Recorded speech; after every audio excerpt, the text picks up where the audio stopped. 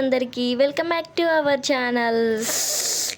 Fish curry చూస్తుంటే ఊరిలు వస్తున్నాయి కదా. ఇంకా ఫిష్ కర్రీ అంటేనే ఫస్ట్ జీలకర్ర మెంతుల పొడి ఉండాలి కదా. దానికోసం మా అత్తమ్మ ప్రిపేర్ చేస్తుంది. చిట్పట్లాడుతుంది ఎగురుతుంది చూడు జీలకర్ర.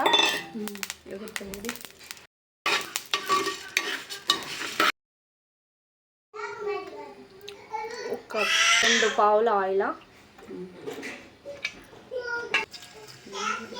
జీలకర్ర, ఆనియన్,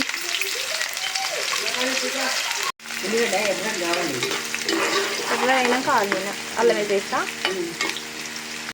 ఆనియన్ కొంచెం ఇట్లా సన్నగా కట్ చేసి వేసుకోండి, ఎందుకంటే అట్లయితేనే మంచి ఎర్రగా ఎగుతాయి అనమాట. అత్తమ్మ చెప్పింది కదా, విన్నారు.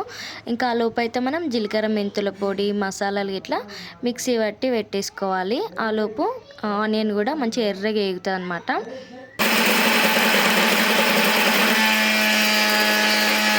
ఇంకా ఫిష్ కర్రీ అంటేనే మెయిన్గా చింతపండు, జీలకర్ర మెంతుల పొడి ఇవి ఉంటేనే మస్తు టేస్టీ ఉంటుంది అనమాట. ఫస్టే చింతపండుని అయితే మంచిగా నానబెట్టుకోవాలి.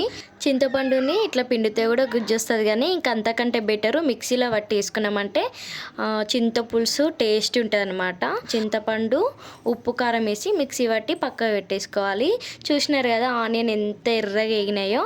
ఆ తర్వాత ఒక 4-5 పచ్చిమిర్చి వేసుకోవాలి. ఎందుకు ఫస్ట్ వేయలేదని అంటే ఇంకా పచ్చిమిర్చి ఆనియన్తో వేస్తే పచ్చిమిర్చి కూడా వేగిపోతుంది కదా. మంచి ఆనియన్ ఎర్రగా అయిన తర్వాత పచ్చిమిర్చి వేస్తే పచ్చి ఉంటేనే టేస్ట్ ఉంటుంది అనమాట. ఆ తర్వాత అల్లం వెల్లుల్లి పేస్ట్, పసుపు వేసుకొని కలిపేసుకోవాలి.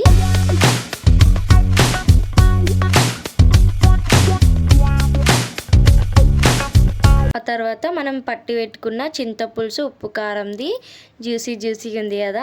చింతపులుసు చాలా టేస్టీగా ఉంటుంది, ఖచ్చితంగా ట్రై చేసి చూడండి. మనం ఎట్లాగో కూరలో వాటర్ వేస్తాం కదా, అదే మిక్సీ జార్లో కొంచెం వాటర్ వేసుకొని కూరలో వేసేసుకోండి. ఆ తర్వాత పైన కరివేపాకు జల్లేసి మంచిగా పులుసుని మసలనివ్వండి.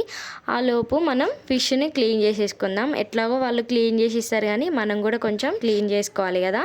కేజీ ఫిష్ అంట. యాక్చువల్గా చెప్పాలంటే మాకు అసలు గిన్నెలో సరిపోలేదనమాట. మళ్ళీ వేరే ప్యాన్లోకి షిఫ్ట్ చేసేసినాం కర్రీ అంతా.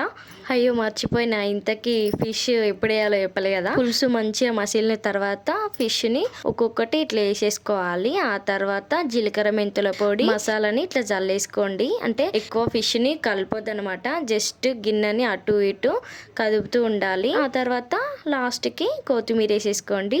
అంతే, fish curry ready. Fish curry వండిన రోజు కంటే ఇంకా నెక్స్ట్ డేకి చాలా టేస్టీ ఉంటుంది అనమాట. నాకు చిన్నప్పటి నుంచి అలవాటు. ఒక 3 days అయినా తింటాం మేమైతే ఫిష్ కర్రీని. వీడియో నచ్చితే తప్పకుండా సబ్స్క్రైబ్ చేసుకొని లైక్ చేయండి, షేర్ చేయండి, కామెంట్ చేయండి.